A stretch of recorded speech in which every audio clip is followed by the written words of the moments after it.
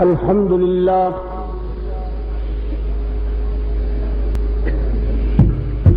الحمد لله وحده والصلاة والسلام على من لا نبي بعده وعلى آله وأصحابه الذين أوفوا عهده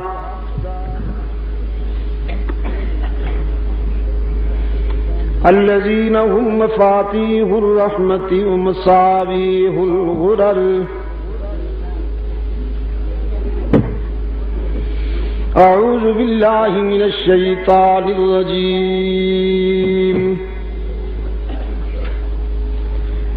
بسم الله الرحمن الرحيم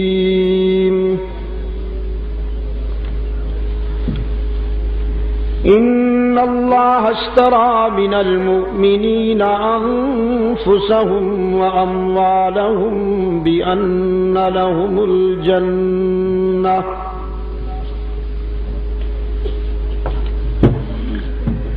يقاتلون في سبيل الله فيقتلون ويقتلون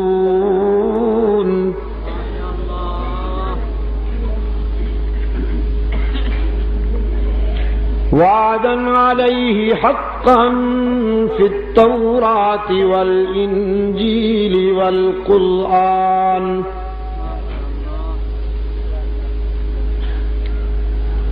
فمن أوفى بعهده من الله فاستبشروا ببيعكم الذي بايعتم به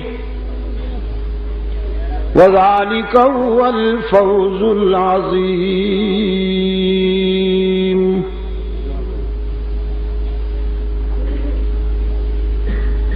يا أيها الإنسان ما غرك بربك الكريم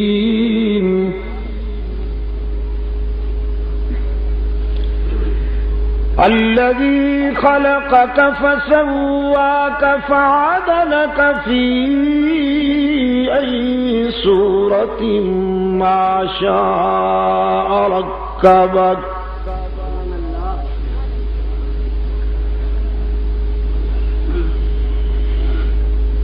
كلا بل تكذبون بالدين وإن عليكم لحافظين كراما كاتبين يعلمون ما تفعلون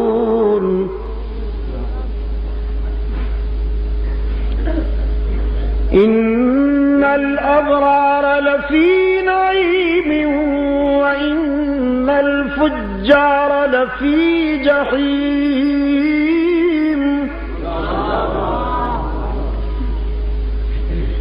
يصلونها يوم الدين وما هم عنها بغائبين وما أدراك ما يوم الدين ثم ما أدراك ما يوم الدين يوم لا تملك نفس لنفس شيئا يوم لا تملك نفس لنفس شيئا والأمر يومئذ لله صدق الله مولانا العظيم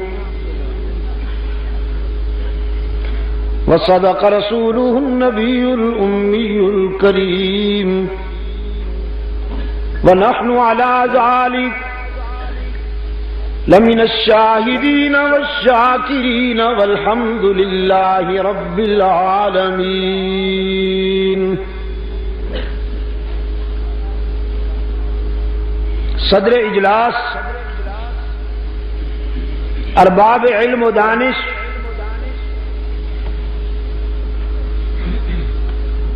انجمن تبلیغ قرآن و سنت کے کارکنان، محترم بزرگوں اور عزیز دوستوں، آج 9 ستمبر 1986 ہم یہاں انجمن تبلیغ قرآن و سنت پشاور کے زیر اہتمام غالباً 10 روزہ شہدائے اسلام کانفرنس کے تیسرے اجلاس میں دعوت و تبلیغ کی نسبت سے جمع ہے۔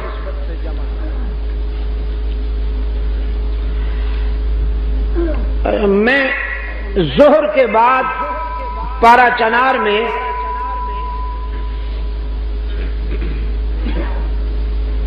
ایک کانفرنس میں گفتگو کرنے کے بعد تقریباً وہاں سے 4:30 بجے روانہ ہو کر 9:30 بجے یہاں پہنچ سکا اور اپنے بے رحم منصف کی عدالت میں نے رحم کی اپیل کی کہ آج کے اجلاس میں میری شرکت کو مستثنا کرتے ہوئے مجھ پہ رحم کیا جائے۔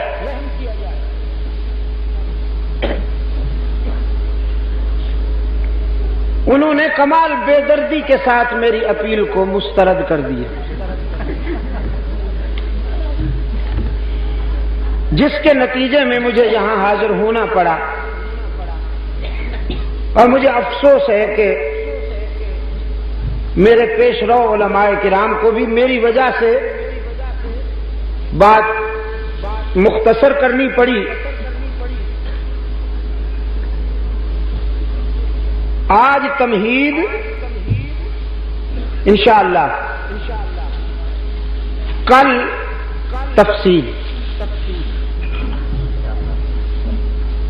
آج تمہید انشاءاللہ، کل تفصیل۔ ارشاد باری تعالی ہے، بے شک اللہ نے اپنے پیاروں سے ایک معاہدہ کیا ہے، ایگریمنٹ کیا ہے، اور وہ یہ کہ تم اپنی جانیں اور اپنے مال میرے سپرد کر دو، اور اس کے بدلے میں تمہارا دامن اپنی رضا اور خوشنودی سے بھر دوں۔ یہ ایگریمنٹ ڈیسائیڈ ہو گیا، کنفرم ہو گیا۔ اب وہ اللہ کے پیارے قرآن جنہیں اہل ایمان سے تعبیر کرتا ہے، اللہ کے ساتھ کیے ہوئے اس وعدے کو نبھانے کے لیے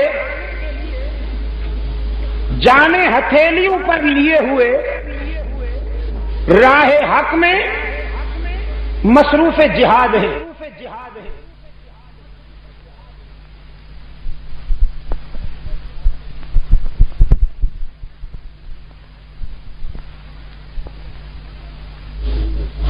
مارے جاتے ہیں، یقاتلون فی سبیل اللہ فیقتلون ویقتلون۔ مارنا ہی جیت نہیں، کبھی کبھی مر جانا بھی جیت ہے۔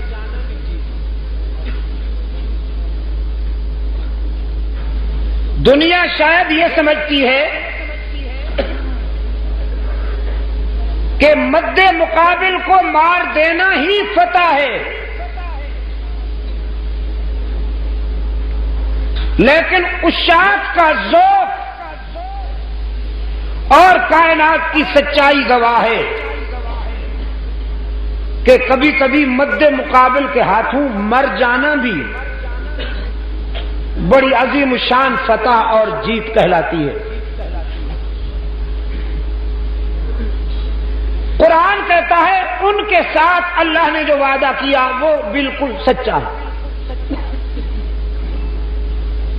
آسمانی صحائف میں اس کا پرتو ملتا ہے، توریت میں بھی، انجیل میں بھی اور قرآن حکیم میں بھی۔ جس نے بھی اللہ کے ساتھ کیا ہوا وعدہ پورا کیا انہیں جنت کی بشارت دے دیجئے اور انہیں مبارکباد دیجئے اس کامیاب تجارت کی جو انہوں نے اللہ کے ساتھ معاہدے کی صورت میں کی۔ یہ بہت بڑی کامیابی ہے۔ یہ مختصر سا ترجمہ تھا اجمالی تشریح کے ساتھ کتاب اللہ کے اس حصے کا جو ابھی ابھی میں نے آپ کے سامنے تلاوت کی، اور ترجمہ سننے کے بعد آپ ذہنی طور پر اسلام کے ذوق جہاد سے متعارف ہو گئے۔ اللہ کے ساتھ تعلق قائم کرنے کے معنی یہ ہے کہ اب یہ زندگی ہماری نہیں، اب اس کے لیے وقف ہو گئی۔ زندگی کا ایک ایک سانس اب اس کی منشا کے مطابق گزرے گا۔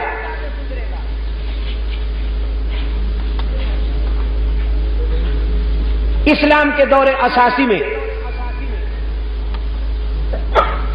آپ جب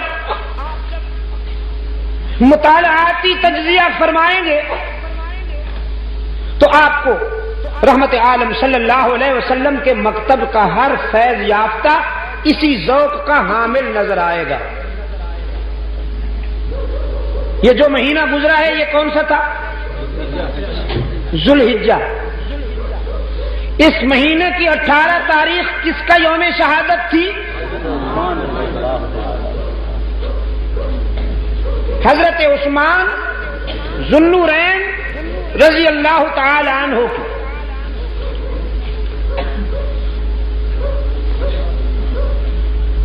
اور محرم الحرام کی 1 تاریخ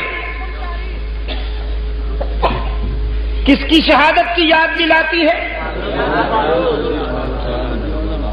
امام عدل و حریت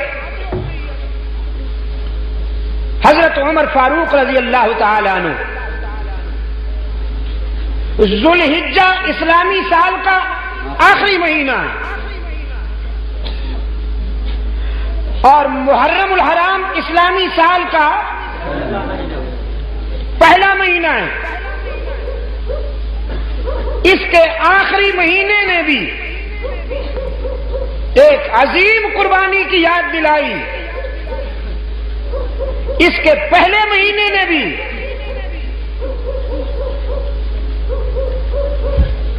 ایک عظیم الشان قربانی کی یاد تازہ کر دی۔ اسلام کی ابتدا بھی قربانی ہے، اسلام کی انتہا بھی قربانی ہے۔ جو اس کوچے میں آئے وہ جان ہتھیلی پہ رکھ کے آئے۔ یہاں مجاور نہیں مجاہد بننا پڑے گا،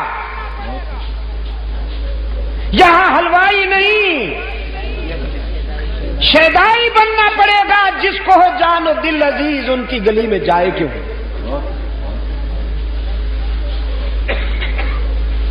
یہاں جو بھی آئے گا آزمایا جائے گا۔ ایک جگہ قرآن کہتا ہے،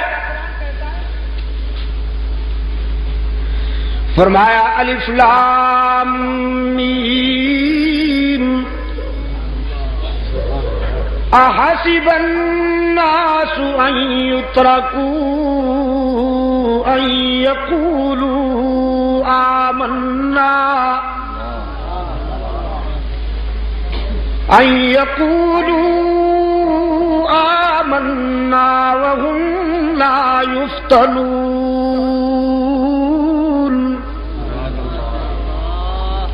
احسب الناس، یہ کیا سوچتے ہیں لوگ، ان یترکوا ان یقولوا آمنا، یہ کہ وہ چھوڑ دیے جائیں گے صرف اس بات پر کہ وہ مومن کہلائے، دعوی ایمان کر کے انہیں چھوڑ دیا جائے گا، آزمایا نہیں جائے گا۔ قرآن کہتا ہے ناممکن،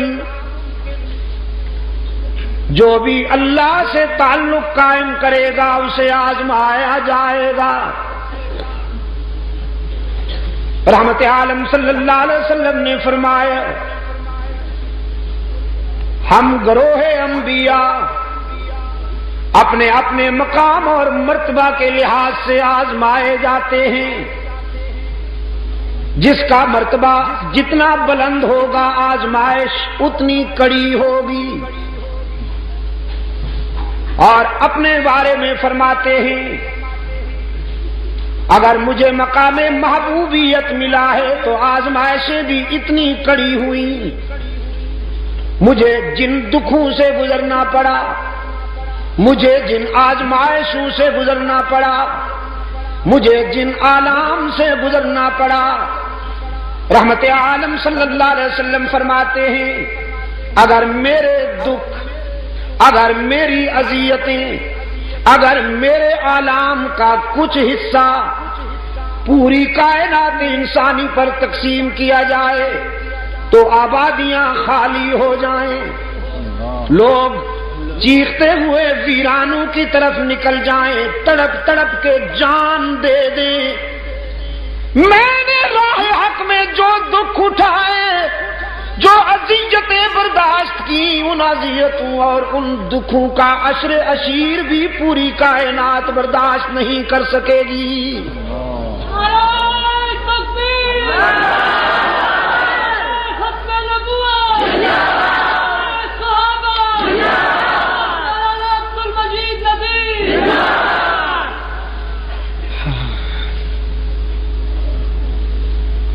آزمائش ہوگی،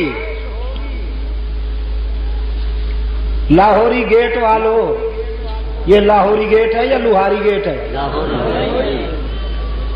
غنیمت ہے۔ لاہوری گیٹ والوں، پشاور والوں، آزمائش ہوگی۔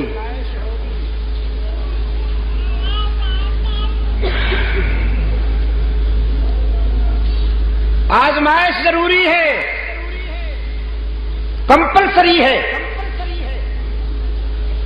جو اس کا بنے گا آزمایا جائے گا، یہ اس کی مرضی، آزمائش کی جو ادا پسند کرے وہی اپنا لے،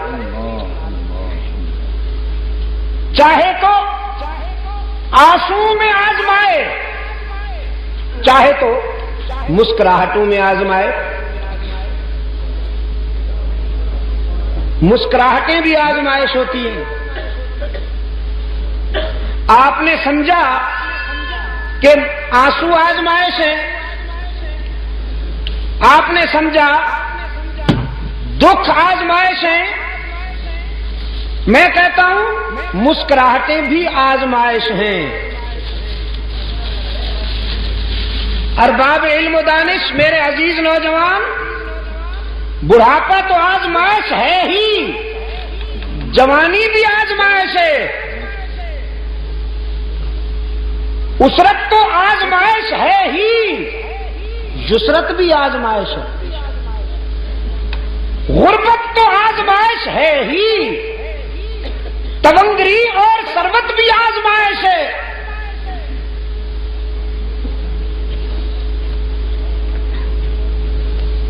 انبیاء علیہ الصلوۃ والسلام کی آپ سیرت و کردار کا جب تجزیہ فرمائیں گے، مطالعہ فرمائیں گے، تو دونوں رنگ نظر آئیں گے، کوئی آنسو میں آزمایا جا رہا ہے، کوئی مسکراہٹوں میں آزمایا جا رہا ہے۔ اور اگر آپ مجھ سے پوچھیں تو میں بتاؤں کہ آنسو کی آزمائش اتنی سخت نہیں ہے جتنی مسکراہٹوں کی آزمائش سخت ہے۔ آنسو میں تو وہ خود بخود یاد آتا ہے۔ کسی وقت کے بڑے فرعون کو جب 104 105 6 کے ٹمپریچر پہ بخار چڑھا ہوا ہو، جسم دہک رہا ہو، تو خود بخود یا اللہ رحم کرو، یا اللہ رحم کرو۔ کبھی جس کے زبان پہ اللہ کا نام نہیں آیا، بخار کی حدت و شدت خود بخود اس کے زبان پہ اللہ کا نام لے آتی ہے۔ لیکن جب صحت ہو، شباب ہو، جوانی ہو، فراغت ہو، دولت ہو، آسودگیاں ہوں اور آسانیاں ہوں، اس وقت اگر کوئی اللہ کو یاد کرے اور اسے نہ بھلائے، یہ بہت بڑی بات ہے، بہت بڑی بات ہے۔ بڑھاپے کے سجدے بھی غنیمت ہیں، لیکن جوانی کے سجدوں کی کیا بات ہے۔ بڑھاپے میں تو ضعیف جھک ہی جاتا ہے بیچارہ، ویسے بھی جب تن میں ریشہ پڑ جائے، پیری سے گردن جھک جائے اور فطرت پکار پکار کے کہے اب تو جھک سجدے میں ہو سرکش خدا کے سامنے، تو وہ جھک ہی جاتا ہے۔ لیکن جب شریانوں میں گرم گرم خون کی روانی ہو، عزائم میں جولانی ہو، نفس امارہ مائل بشیطانی ہو، امنگوں میں مد و جزر ہو، عزائم میں تلاطم ہو، اس وقت اگر کوئی اپنی جوانی اور اپنے شباب کو اپنے محسن اعظم کے آگے جھکا دے تو کیا بات ہے۔ میں کہا کرتا ہوں بڑھاپے کے ہزاروں سجدے جوانی کے ایک سجدے کا مقابلہ نہیں کر سکتے۔ اللہ میرے جوانوں کو آہ سحرگاہی عطا فرمائے، اللہ میرے جوانوں کو رات کے سناٹے میں اپنے معبود کے سامنے جھکنا نصیب فرمائے۔ ان لمحات کو نہ گنوانا، یہ بہت تھوڑا سا عرصہ ہوتا ہے اور لوٹ کر نہیں آتا۔ پھر جھکا ہوا تھا نا بوڑھا، یوں یوں چلتا ہوا جا رہا تھا، لکڑی ہاتھ میں اور یوں یوں۔ ایک بچے نے دیکھا تو قریب آ کے کہنے لگا بابا کیا ڈھونڈتے ہو؟ ہائے ہائے، بابے کے آنسو نکل گئے، حسرت سے بچے کو دیکھ کے کہنے لگا بیٹا جوانی کھو گئی ہے وہی ڈھونڈ رہا، وہ لوٹ کے نہیں آئے گی۔ یہ مختصر سا انتہائی شارٹ پیریڈ ہوتا ہے جو گزر جاتا ہے تو لوٹ کے نہیں آتا۔ اس پیریڈ میں کچھ یادیں ترتیب دے دو، رات کی تنہائی میں ذرا اللہ سے باتیں کر کے دیکھو، ادھر ادھر بھٹکتے ہو، بندوں سے امیدیں قائم کرتے ہو، لوگوں سے آرزویں وابستہ کرتے ہو، عزیزوں رشتہ داروں کے آگے جھولی پھیلاتے ہو، حکمرانوں کے در پہ بے ضمیر بن کر کاسہ گدا پھیلاتے ہو، کبھی اس سے بھی تو مانگ کے دیکھو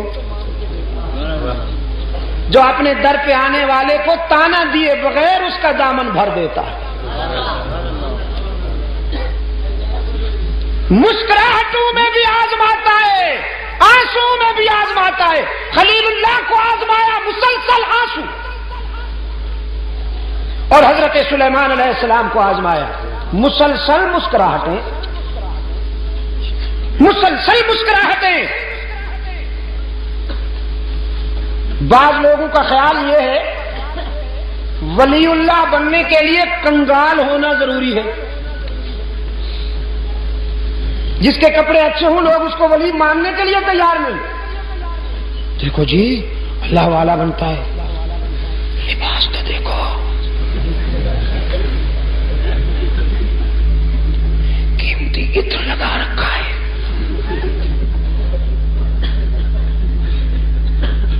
کیوں حضرت مفتی صاحب؟ نادان دوستوں کے شر سے اللہ محفوظ رکھے. نادان دوستوں کے شر سے اللہ محفوظ رکھے. اور یہ میں ولی اللہ کی بات نہیں کر رہا، نبی اللہ کی بات کر رہا ہوں. سلطنت ملی، بادشاہی ملی، اور ملی بھی ایسے نہیں، مانگی اللہ سے حضرت سلیمان نے. فرمایا رب اغفر لی وہب لی ملکا لا ينبغی لأحد من بعدی. رب اغفر لی وہب لی ملکا لا ينبغی لأحد من بعدی. میرے رب سب سے پہلے تو میری عاقبت سنوار دے. پیغمبر کی ڈیمانڈ ہے نا. نبی کو کتنا اچھا طریقہ آتا ہے مانگنے کا اپنے داتا سے. فرمایا رب اغفر لی وہب لی ملکا لا ينبغی لأحد من بعدی. میرے رب سب سے پہلے تو میری عاقبت سنوار دے، اور دنیاوی زندگی میں مملکت عطا فرما، سلطنت عطا فرما. اور سلطنت و مملکت بھی تجھ سے اس لیے مانگتا ہوں کہ تیری دھرتی پر تیرا قانون جاری کر سکوں. اس لیے حکومت نہیں مانگتا کہ ایوبیہ میں عیاشی کر سکوں. ہاں، سلطنت عطا کر، حکومت عطا کر.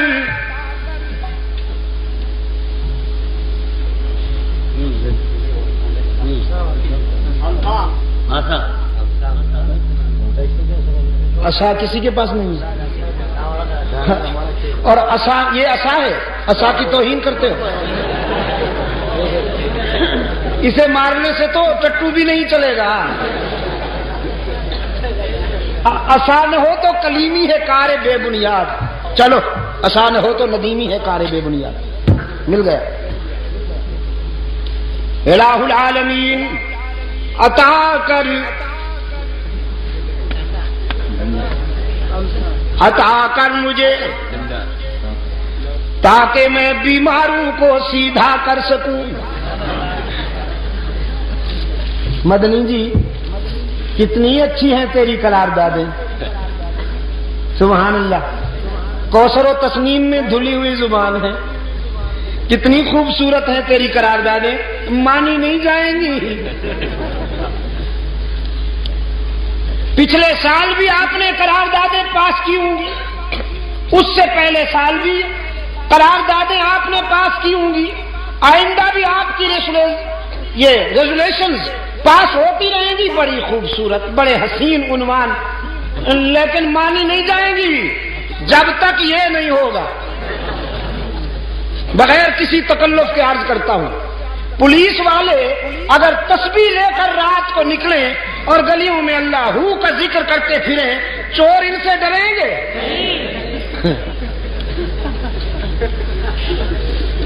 چوروں نے کسی کا کھسکار سنا. چور بڑا بدبخت ہوتا ہے، اپنے سائے سے بھی ڈرتا ہے. چمگادڑ بھی اگر کسی کونے میں پر مار دے تو اس کی جان نکلنے لگتی ہے. کھسکار سنا گلی میں، اس نے کاروائی روک کے بھاگنا چاہا. جو ہی نقب سے سر باہر نکالا تو دیکھا مولانا صاحب تہجد کے لیے جا رہے تھے. ساتھی سے کہنے لگا اپنا کام جاری رکھو، مولوی جا رہے ہیں، اس سے کچھ نہیں ہوگا. اس سے ڈرنے کی کیا بات ہے؟ یہ بہت ضروری ہے. آپ سمجھے گے نہیں؟ اور حضرت سلیمان علیہ السلام نے اللہ سے مانگا یہ الہ العالمین یہ عطا کر تاکہ میں بیماروں کو سیدھا کر سکوں، متکبرین اور فرعونوں کو، وقت کے فرعونوں کو سیدھا کر سکوں، مملکت عطا کر۔ اور الہ العالمین مملکت بھی ایسی چاہتا ہوں کہ پھر میرے دور میں ایسی سلطنت کسی اور کو نہ ملے، لا ينبغي لأحد من بعدی۔ جب مانگی ہے تو کام کی چیز کیوں نہ مانگے؟ رب العالمین نے فرمایا ہم نے اپنے پیغمبر کو منہ مانگی دولت عطا کی، ہم نے اپنے نبی کی آرزو پوری کر دی، سلطنت عطا فرمائی۔ اور سلطنت بھی وہ کہ دھرتی پر حکومت، انسانوں پر حکومت، حیوانوں پر حکومت، پرندوں پر حکومت، ہواؤں پر حکومت۔ قرآن کہتا ہے فَسَخَّرْنَا لَهُ الرِّيحَ، ہم نے ہواؤں کو بھی پابند کر دیا، باد سرسر کی تیزی کو بھی روک دیا، باد صبا کی لطافتوں کو بھی روک دیا۔ ٹھہر جاؤ، انتظار کرو، سلیمان کی انگلی جدھر اٹھتی جائے تم اپنی پرواز کی وہی راہ متعین کر لو۔ تجری بامرہ رخاء، ہوائیں سلیمان علیہ السلام کے اشارے پر چل رہی ہیں، جانور محکوم، پرندے محکوم۔ قرآن کہتا ہے وَحُشِرَ لِسُلَيْمَانَ جُنُودُهُ مِنَ الْجِنِّ وَالْإِنسِ وَالطَّيْرِ فَهُمْ يُوزَعُونَ۔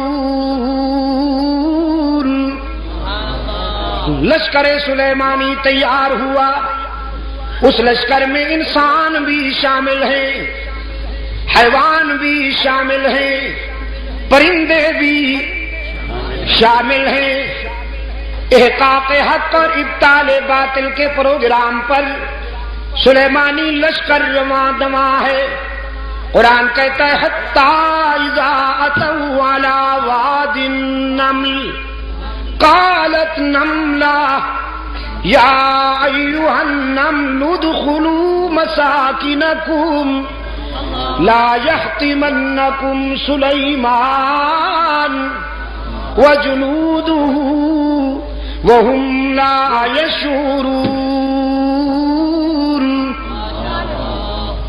ایک وادی میں حضرت سلیمان علیہ السلام کا لشکر آیا، ایک وادی میں۔ قرآن کہتا ہے حَتَّىٰ إِذَا أَتَوْا عَلَىٰ وَادِ النَّمْلِ، چیونٹیوں والی وادی، جہاں چیونٹیاں بہت تھیں، چیونٹیوں والی وادی، وادی نمل۔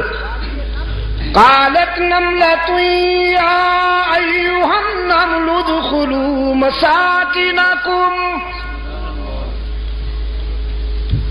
ایک نملہ نے، ایک چیونٹی نے اپنی برادری کو خطاب کرتے ہوئے کہا جلدی جلدی اپنے سوراخوں میں گھس جاؤ، سلیمان کا لشکر آ رہا ہے، کہیں روندی نہ جاؤ، کہیں بلڈوز نہ ہو جاؤ، گھس جاؤ اپنے بلوں میں اور اپنے سوراخوں میں۔ یا ایھا النمل ادخلوا مساکنکم لا یحطمنکم سلیمان، کہیں تمہیں سلیمان اور اس کا لشکر کچل نہ ڈالے۔ سوال ہوا پیغمبر تو بڑا رحم دل ہوتا ہے، وہ اس کمزور اور حقیر مخلوق کو کیوں کر روندے گا؟ قرآن کلام فطرت ہے نا، فوراً جواب دیا وَهُمْ لَا يَشْعُرُونَ، جان بوجھ کر تو نہیں روندیں گے، تم چھوٹی چھوٹی ہونا، نظر نہیں آتی ہونا، اس لیے انہیں پتہ بھی نہیں چلے گا تم روندی جاؤ گی۔ چیونٹی کو بھی پتا ہے، چیونٹی کو بھی یہ معلوم ہے کہ پیغمبر انسان ہوتے ہیں اور انسان والی نظر رکھتے ہیں۔ پیغمبر وہی جانتے ہیں جو حق تعالی کی طرف سے انہیں بتایا جائے، ورنہ وہ کائنات کے ہر صغیر و کبیر کو نہیں جانتے۔ چیونٹی کو معلوم ہے، لیکن عصر حاضر کے چیونٹے ابھی تک نہیں مانتے، انہیں یہ بات سمجھ میں نہیں آ رہی۔ فَتَبَسَّمَ ضَاحِكًا مِّن قَوْلِهَا، چیونٹی کے یہ بات سن کر حضرت سلیمان علیہ السلام مسکرا دیے، چونکہ حضرت سلیمان علیہ السلام تمام پرندوں کی اور جانوروں کی زبانیں سمجھتے تھے، منطق الطیر کو سمجھتے تھے، حشرات الارض کو سمجھتے تھے، ان کی آوازیں سن کر سمجھ جاتے تھے۔ جب دیکھا کہ چیونٹی اپنی برادری کی خیر خواہی کر رہی ہے اور انہیں کہہ رہی ہے کہ جلدی جلدی سے اپنے بلوں میں چھپ جاؤ، تو مسکرا دی اور حق تعالی کے حضور دامن پھیلا دیا۔ ربی اوزعنی ان اشکر نعمتک التی انعمت علی وعلی والدی وان اعمل صالحا ترضاه وادخلنی برحمتک فی عبادک الصالحین۔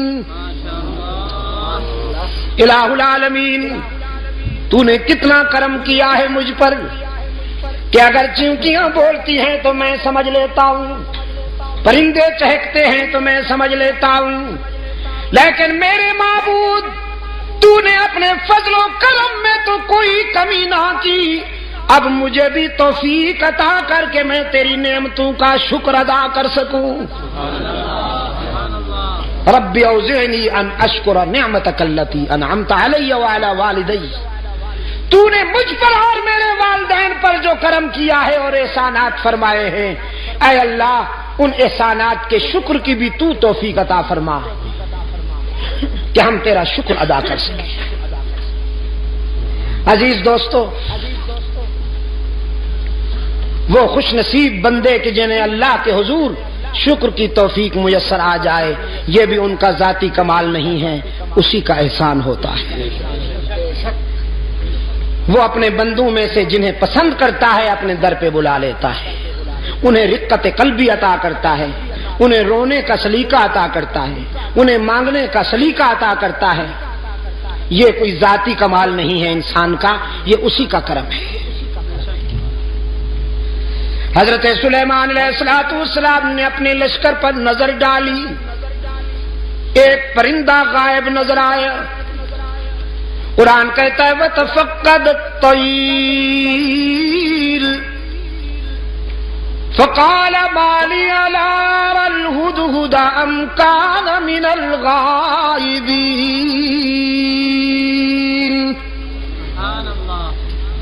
حضرت سلیمان علیہ السلام نے ایک پرندے کو غائب پایا، فرمانے لگے کیا بات ہے، مجھے ہدہد نظر نہیں آ رہا، ذرا دیکھو لشکر کے کسی کونے میں چھپا بیٹھا ہے یا پھر میری اجازت کے بغیر کہیں چلا گیا ہے، تلاش کرو۔ یہ ہدہد جانتے ہیں آپ؟ جی کیا فرمایا؟ اچھا ملا چرگت، تمہارے صدقے جاؤں، یہ کب سے ملا بن گیا بھائی؟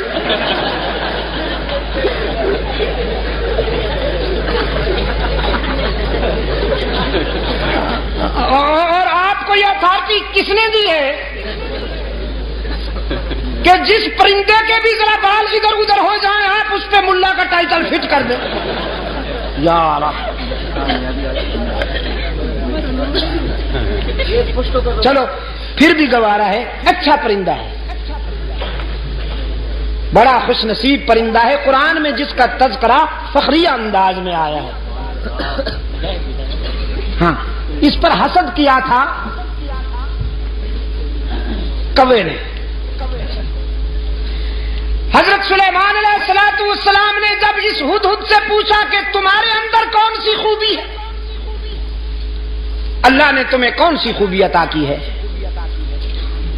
تو یہ کہنے لگا اللہ کے نبی، مجھے اللہ نے یہ خوبی عطا فرمائی ہے کہ میں خشک زمین کو دیکھ کر اندازہ کر لیتا ہوں کہ پانی کتنا دور ہے. نظر میں رسائی دے دی ہے اللہ نے. خشک زمین کو دیکھ کر میں یہ اندازہ کر لیتا ہوں کہ کتنی گہرائی پہ پانی مل سکتا. حضرت سلیمان علیہ السلام نے فرمایا بھی تم تو بڑے کام کے ہو، ہمیں ویرانوں میں اور صحراؤں میں سفر کرنا ہوتا ہے، تو ہم کیوں نہ تمہاری اس استعداد سے کام لیں، اس صلاحیت سے کام لیں، بس تم ہمارے ساتھ رہا کرو، ہمارے ہم سفر رہا کرو، تاکہ ہم تیری اس خداداد صلاحیت سے کام لے سکیں. اللہ کے نبی نے ہدہد کو اپنا مقرب بنا لیا، اپنا ہم سفر بنا لیا. کوے میاں سے برداشت نہ ہوا. یہ کوا جانتے ہیں نا آپ، کالے لباس والا مسٹر بلیکی.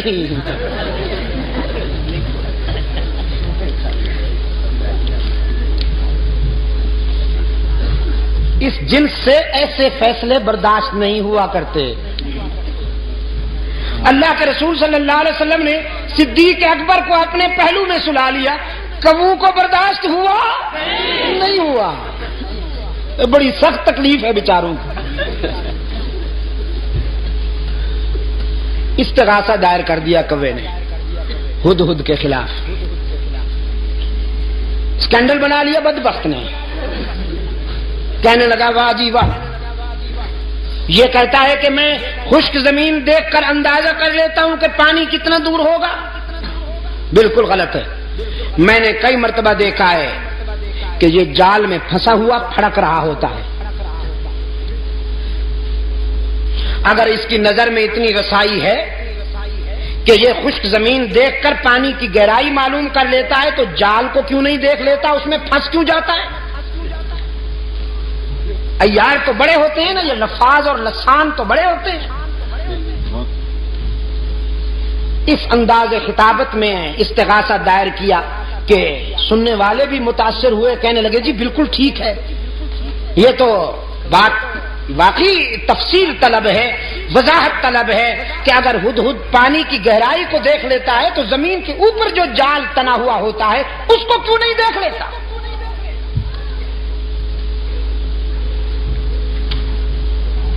حضرت سلیمان علیہ السلام کی عدالت میں طلبی ہو گئی ہدہد کی.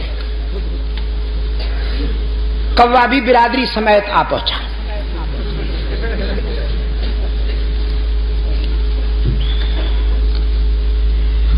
حضرت سلیمان علیہ السلام نے کوے سے کہا اپنا استغاثہ بیان کرو. اس نے وہ کہانی پھر دوہرا دی کہ جناب یہ کہتا ہے میں زمین کو دیکھتا ہوں تو اندازہ کر لیتا ہوں پانی کتنا دور ہے، جبکہ یہ زمین کے اوپر والے جال کو نہیں دیکھ سکتا، اس میں پھنس جاتا ہے. تو اس کا یہ دعویٰ غلط ہے، خلافت اس کو نہیں ہمیں ملنی چاہیے.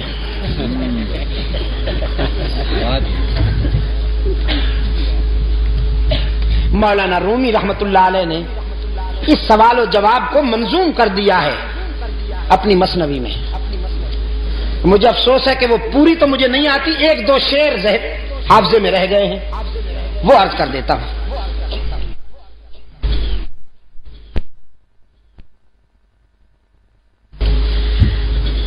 ہدہد نے جب کوے کا استغاثہ سنا تو مسکرا دیا. فرمایا زاغ کو از حکم مولا منکر است، زاغ کو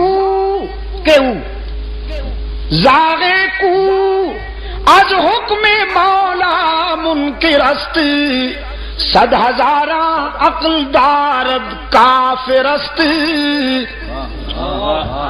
یہ کوا جو لفاظی کرتے ہوئے میرے خلاف استغاثہ لایا ہے، اصل میں یہ میری صلاحیت کا منکر نہیں، اللہ کی تقدیر کا باغی ہے. وہ جو جال تنا ہوا ہوتا ہے جس میں میں پھنس جاتا ہوں، وہ میری نظر کی کمزوری نہیں ہوتی، تقدیر کی بالادستی ہوتی ہے. من ببینم دام را اندر ہوا، من ببینم دام را. میں ہوا کی اڑانوں میں جال کو دیکھ سکتا ہوں، لیکن تقدیر کی بالادستی میرے شعور پہ پردے ڈال دیتی ہے. دیکھتا تو ہوں لیکن سمجھ نہیں پاتا، بالآخر جال میں پھنس جاتا ہوں. وہ میری نظر کی کمزوری نہیں ہوتی، اللہ کی تقدیر کا فیصلہ ہوتا ہے. سلیمان علیہ السلام نے فرمایا اخرج انک رجیم، دفعو نکل جا. بکواس کی ہے تو نے، اللہ نے جب یہ استعداد عطا کی ہے تو تجھ سے برداشت کیوں نہیں ہوتی؟ کوے نے کہا جی جاتے ہیں، ناراض کیوں ہوتے ہیں؟ جاتے ہیں ناراض کیوں ہوتے ہیں؟ نکل جاؤ نا. جاتے ہیں جی. احتجاج کرنے کی تو اجازت ہے، پروٹیسٹ تو کریں ہم ذرا، تحریک تو چلائیں آپ کے اس فیصلے کے خلاف. سلیمان علیہ السلام نے فرمایا قیامت تک چیختے اور چلاتے رہو گے، تمہارا منہ بھی کالا رہے گا، تمہارا جسم بھی کالا رہے گا. حسد کے مارے ہمیشہ حسد کے اندھیروں میں ڈوبے رہتے ہیں. اللہ جنہیں اپنے فضل و کرم سے نوازے وہ پیغمبر کے پہلو میں سوتے رہتے ہیں.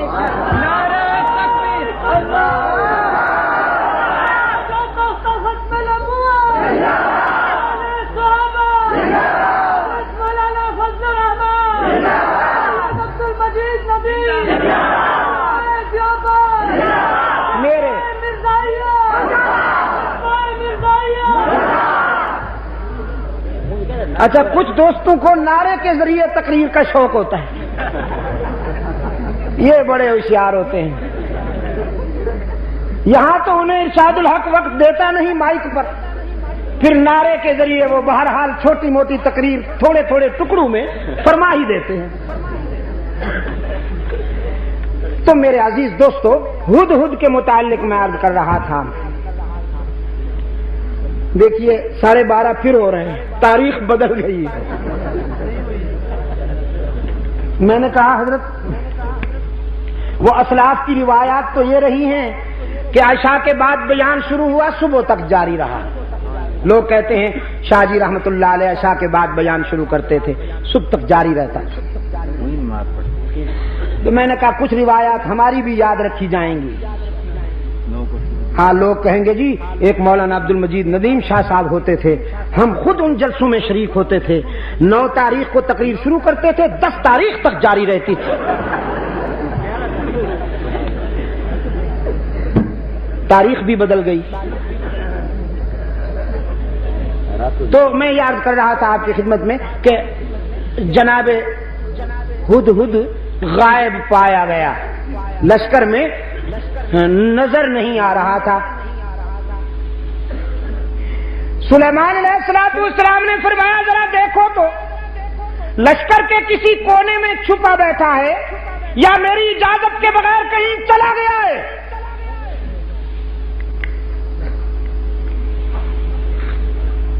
حضرت سلیمان علیہ السلام کے رضاکاروں نے پورے لشکر کا جائزہ لیا، دیکھا کہ ہدہد نہیں ہے. سلیمان علیہ السلام کی خدمت میں رپورٹ پیش کی گئی کہ اللہ کے نبی وہ واقعی یہاں نہیں ہے اور کہیں جا چکا ہے. فرمایا لَأُعَذِّبَنَّهُ عَذَابًا شَدِيدًا لَأُعَذِّبَنَّهُ عَذَابًا شَدِيدًا أَوْ لَيَأْتِيَنِّي بِسُلْطَانٍ مُبِينٍ.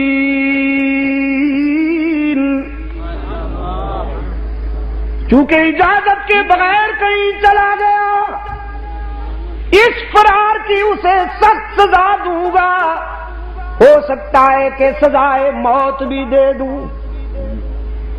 اجازت کے بغیر چلا گیا ہے، سخت سزا ملے گی، سزائے موت بھی دے سکتا ہوں. لیکن پیغمبر تیری عظمت پہ قربان جاؤں، جلال کے ساتھ جمال کا پہلو بھی موجود ہے. فرماتے او لیأتینی بسلطان مبین، لیکن صفائی کا موقع ضرور دیا جائے گا. اگر اپنی غیر حاضری کی کوئی معقول وجہ بتا دی تو معاف بھی کر سکتا ہوں. اور ہدہد جائزہ مشن پہ تشریف لے گئے تھے، جائزہ مشن پر. ہوا کے جھونکوں نے پرواز کی اور جا کے اپنے پیر بھائی کو اطلاع دی، تو یہاں اڑانوں میں مصروف ہے، پیغمبر یاد کر رہا ہے، تجھے ناراض ہو رہا ہے، جلدی پہنچ ورنہ مارا جائے گا. نبی کا غضب کوئی معمولی بات تو نہیں. قرآن کہتا ہے فَمَكَثَ غَيْرَ بَعِيدٍ، تھوڑی دیر ہوئی کہ ہدہد ہوا میں کلا بازیاں کھاتا ہوا اللہ کے نبی کی بارگاہ رحمت میں آ پہنچا اور اپنا صفائی کا بیان دینے لگا. احطت بما لم تحط به وجئتک من سبأ بنبأ یقین. کہنے لگا اللہ کے نبی میں کوئی عیاشی کے لیے نہیں گیا تھا، جشن آزادی منانے کے لیے نہیں گیا تھا. محسوس نہ کرنا عزیز دوستو، میں پھر آ گیا ہوں وہیں جی ایوبیا پوائنٹ پر. آئی ایم ویری سوری، میرا جی نہیں چاہتا میں اس طرح کی غلیظ باتوں کو چھیڑ کر اپنا ذوق مجروح کروں، لیکن زاغوں کے تصرف میں عقابوں کے نشے من. قصر آزادی میں بیٹھ کر چونچلے کرنے والے، اللے تللے کرنے والے، یہ وہ ناخلف ہیں کہ تحریک آزادی میں قربانیاں دینے والوں کی روح تڑپ اٹھی ہے. ماشاءاللہ ہمارے بعض دوستوں نے اس موقع پر قومی غیرت کا ثبوت دیتے ہوئے وزارت سے تو انہیں نکال دیا، ان کا ریزائن لے لیا، بڑی اچھی بات. لیکن ذرا اس شریف آدمی سے بھی تو ریزائن لو جو رنڈیوں کو قومی اعزازات دیتے ہوئے نہیں شرماتا اور اسلام کا نام پھر بھی لیتا ہے وہ بے حیا. رنڈیوں کو، طوائفوں کو قومی اعزازات دیتا،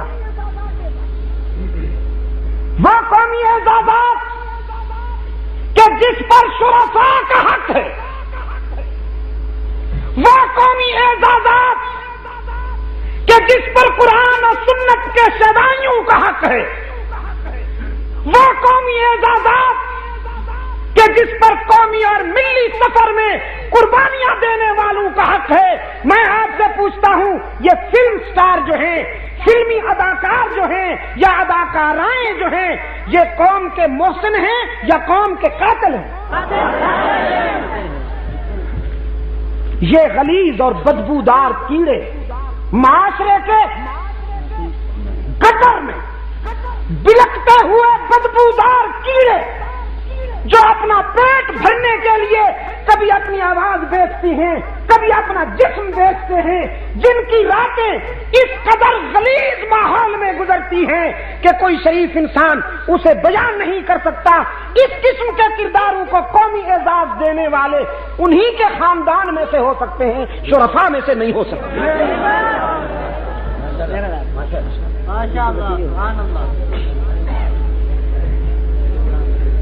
ایوب تنولی صاحب نے کوئی انوکھا جرم تو نہیں کر لیا. جب بڑے طوائفوں کو اعزازات دیں، طبلہ سرنگی بجانے والوں کو تھپکی دیں، شاباش شاباش. تو الناس علی دین ملوکہم، دوستو چھوٹے بڑوں کی تقلید کیا کرتے ہیں. لگا دیجئے پھر مجھ پہ پابندی، لگا دیجئے مجھ پہ کل سے پابندی پھر. لیکن میری تقریر طبع یار کو بے چین کرتی ہے، سبب یہ ہے وہی کہتا ہوں جو دل پر گزرتی ہے.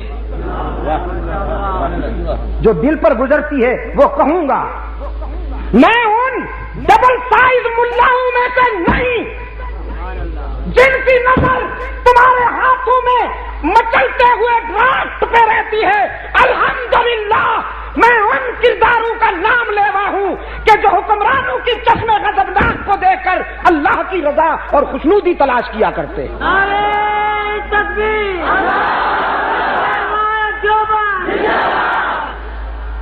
مولانا سید عبد المجید ندوی شاہ،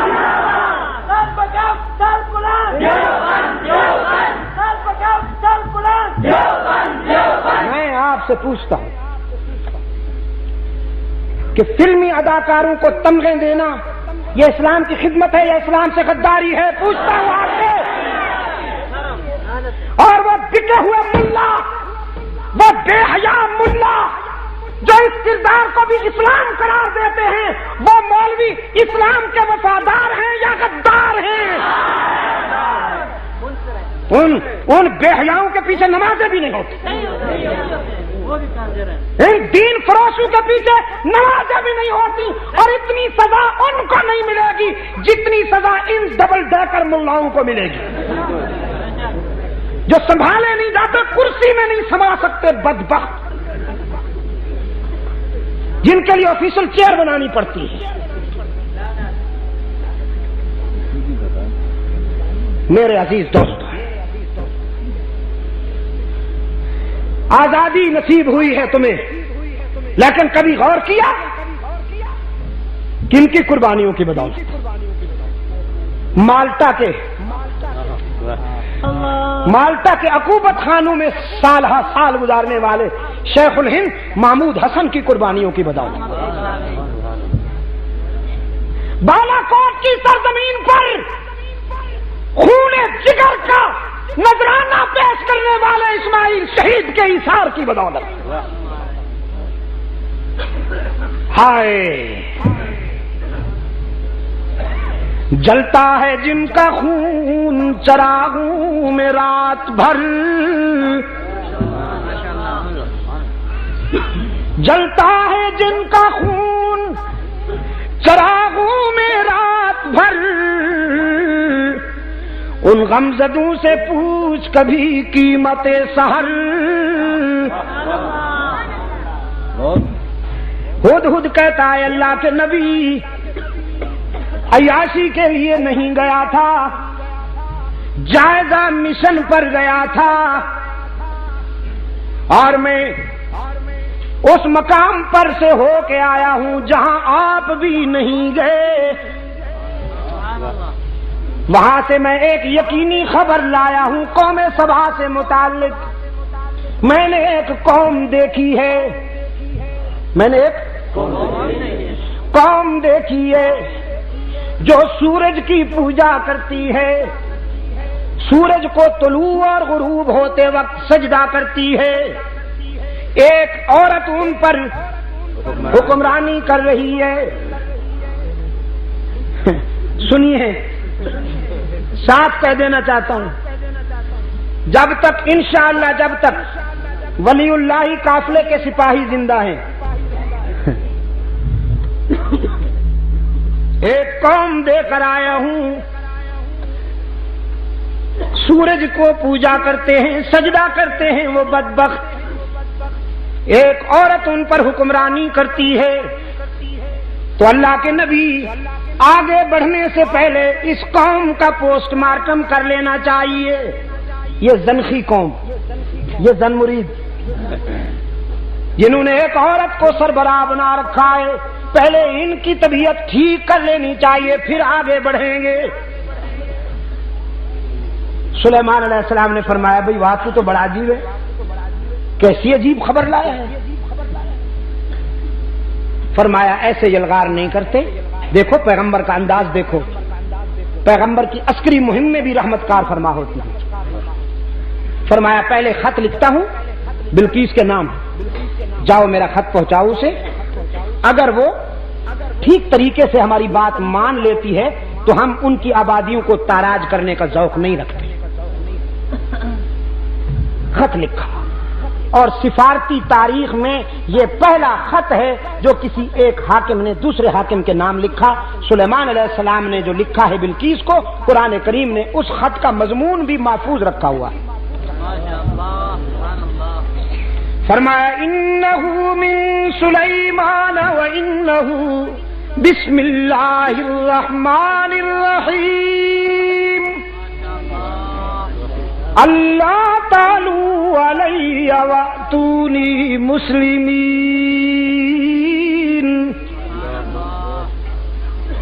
ये खत अल्लाह के नबी हजरत सुलेमान अलैहिस्सलाम की तरफ से लिखा जा रहा है, और उसके नाम से, जिससे बड़ा रहम करने वाला, मेहरबानी करने वाला कोई नहीं।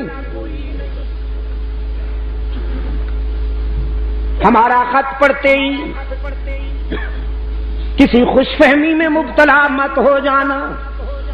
अल्लाह तालू अलैया, खुशफहमी में मुब्तला होकर, एहसास बरतरी में मुब्तला होकर कहीं हमसे टकराने की गलती ना करना। हम तुझे दावत देते हैं कि सरापा तस्लीम और रजा बनकर सदाकत को अपना लो, अल्लाह की वहदानियत और मेरी नबूवत का इकरार कर लो। मलकाए सबा बिल्कीस ने हजरत सुलेमान अलैहिस्सलाम का खत अपनी काबीना के सामने रखा, उनसे पूछा क्या राय है तुम्हारी, क्या करना चाहिए इस सिलसिले में। ऐसे मौका पर नंबर बनाने वाले लोग बड़े पुरजोश हुआ करते हैं। नंबर बनाने के लिए बाद हजरात ने राय दी, हम खून की नदियां बहा देंगे, जहां आपका पसीना गिरेगा वहां हमारा। ये बड़े रटे रटाए जुमले हैं जो लोगों को बेवकूफ बनाने के लिए इस्तेमाल किए जाते हैं। हम तैयार हैं, हर किस्म की कुर्बानी देंगे, और आप तो स्टील मैन हैं, वो मैन,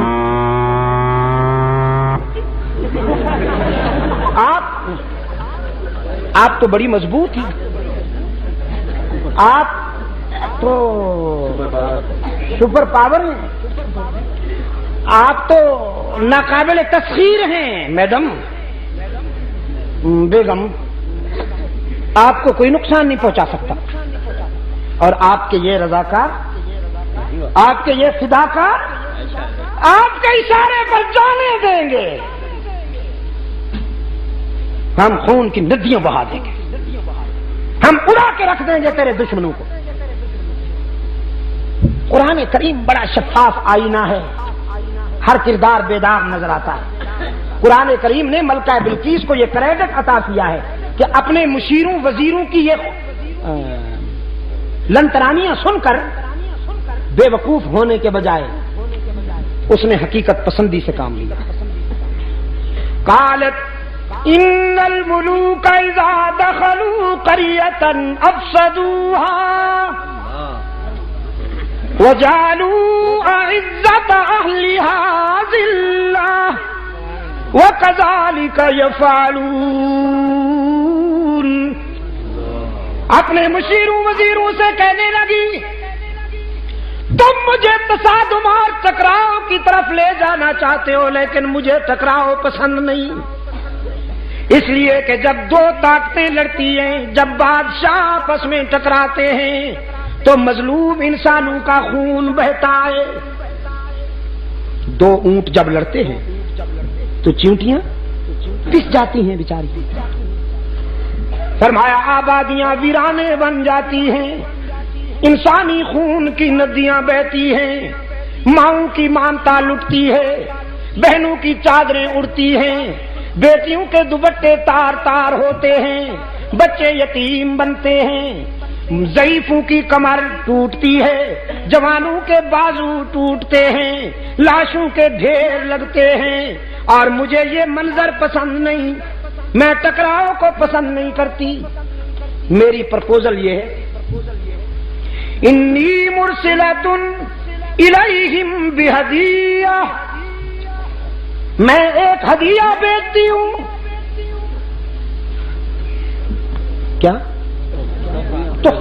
تحفہ، پریزنٹ، نذرانہ، جزاک اللہ۔ کیا؟ نذرانہ بھیجتی اور دیکھتی ہوں کہ ہمارا بھیجا ہوا دیا، ہمارا بھیجا ہوا نذرانہ کیا رنگ دکھاتا ہے۔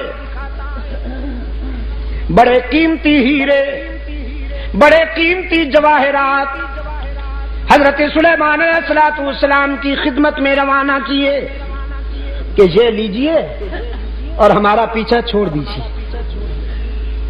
جیسے آج کل حضرت صاحب یہ جوڑا آپ کے لیے ہے، قبول فرمائیے۔ حضرت صاحب یہ ڈرافٹ رکھ لیجئے، جہاں آپ کی مرضی ہو وہیں خرچ کر دیجئے، اور اگر حضرت صاحب بہت سخت ہیں نہیں لیتے تو پھر حضرت صاحب کے صاحبزادے جو ہیں، جزاک اللہ، تو بھی پہنچا ہوا معلوم ہوتا ہے مجھے، اور واقف راز درود میں کھانا لگتا ہے۔ صاحبزادے کے ذریعے نئی کرونا کی چابی حضرت صاحبزادے صاحب کو دے دی، اور صاحبزادہ صاحب سے جب حضرت صاحب نے پوچھا یہ گاڑی کہاں سے آئی، بس ابا جی وہ کسی نے پریزنٹ کی، ہماری اجازت کے بغیر تم نے کیوں لی؟ جی ہم گاڑی پہ بیٹھے آپ کو اچھا نہیں لگتا؟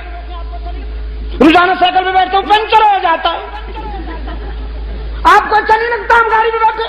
اور حضرت صاحب پدری محبت میں آ کر ٹائم ٹائم فش۔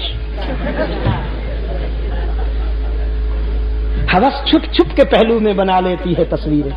اقبال نے کہا نا، براہیمی نظر پیدا بڑی مشکل سے ہوتی ہے، ہوس چھپ چھپ کے پہلو میں بنا لیتی ہے تصویریں۔ یہ ہوس نذرانہ آیا حضرت سلیمان علیہ السلام کی خدمت میں، اور جناب سلیمان علیہ السلام اللہ کا نبی ہے، نذرانہ دیکھ کر فرمایا اتمدوننی بمال، کیا تم مجھے مال و دولت کا لالچ دے کر راہ حق سے ہٹانا چاہتے ہو؟ میں تمہارے نذرانے کیسے قبول کر سکتا ہوں؟ مجھے تو وہ دینے والا ہے جس سے بہتر دنیا میں کوئی دینے والا ہی نہیں ہو سکتا، میں تو رب سے لینے والا ہوں، اور تم نے یہ نذرانہ بھیج کر ہمیں چیلنج کیا ہے، تم نے سمجھا ہے کہ ہم تمہارا نذرانہ اور تحفہ دیکھ کر راستے سے ہٹ جائیں گے، تو یوں دیکھ کے فرمایا ہے بھائی کوئی اٹھا کے لائے اسے ابھی۔ ایک جن کھڑا ہوا کہنے لگا جی مجھے اجازت دیجئے، آپ یہاں سے کوچ کرنے نہیں پائیں گے، آپ یہاں سے اٹھ کر آگے نہیں چلیں گے کہ میں اسے لا کے پیش کرتا ہوں۔ ایک اور بولا، قرآن کہتا ہے قال عفریت من الجن انا اتیک بہ قبل ان یرتد الیک طرف، اس نے کہا میں پلک جھپکنے سے بھی پہلے لاتا ہوں۔ چنانچہ جناب ملکہ بلقیس تخت سمیت حضرت سلیمان علیہ السلام کے قدموں میں، جناب سلیمان علیہ السلام کے پاس ملکہ سبا بلقیس آئی، لوگوں کی آنکھیں کھلی رہ گئیں، ایک دوسرے کی طرف سوالیہ نظروں سے لوگ دیکھتے ہیں اور نگاہوں نگاہوں میں کہتے ہیں دیکھو تو صحیح پیغمبر کا اختیار کتنا ہے، بلکہ کو پلک جھپکنے سے بھی پہلے منگوا لیا۔ حضرت سلیمان علیہ السلام نے یہ منظر دیکھا، قرآن کہتا ہے سلیمان علیہ السلام نے فوراً وضاحت کی، قال ھذا من فضل ربی لیبلونی ااشکر ام اکفر، یہ میرا ذاتی اختیار نہیں ہے، یہ تو میرے رب کا فضل و کرم ہے، اس نے یہ مہربانیاں کی ہیں، لیکن اس میں بھی بڑی آزمائش کار فرمائے، وہ اتنی مہربانیاں کر کے مجھے دیکھنا چاہتا ہے کہ میں اس کی نعمتوں کا شکر گزار بندہ بنتا ہوں یا تکبر کرتا ہوں۔ لیکن الہ العالمین میں تکبر سے پناہ مانگتا ہوں، تیری ناراضگی سے پناہ مانگتا ہوں، میں تو تیرے در پر عاجزی کرنے والا بندہ ہوں، مجھے توفیق شکر بھی تو عطا کر تاکہ میں شکر کرتا جاؤں، تیری نعمتوں میں اضافہ ہوتا جائے۔ یہ میں نے تقریباً 1.25 گھنٹے کی محنت بلکہ 1.5 گھنٹے کی محنت اس لیے کی کہ آپ کے ذہن میں یہ بات بٹھا سکوں کہ رب العالمین کبھی آنسو میں آزماتے ہیں، کبھی مسکراہٹوں میں آزماتے ہیں۔ آنسو میں آزمائش بھی بڑی سنگین ہے، لیکن میرے نزدیک مسکراہٹوں میں کامیاب ہونا اس سے بھی بہت اہم ہے۔ اپنے انبیاء کو حق تعالی نے آنسو میں بھی آزمایا، مسکراہٹوں میں بھی آزمایا، تو یہی ادا کار فرما رہی حلقہ رسالت تک۔ اللہ نے اپنے محبوب کے یاروں کو، اللہ نے اپنے محبوب کے صحابہ کو مسکراہٹوں میں بھی آزمایا، آنسو میں بھی آزمایا۔ اگر زندگی رہی تو انشاءاللہ کل یہیں سے بات آگے بڑھے گی۔ اللہم صلی علی سیدنا۔ ہاں، یہ ایک تو کتاب ہے انڈیا میں جو میرا دورہ ہوا، اس میں ہونے والے 11 خطبات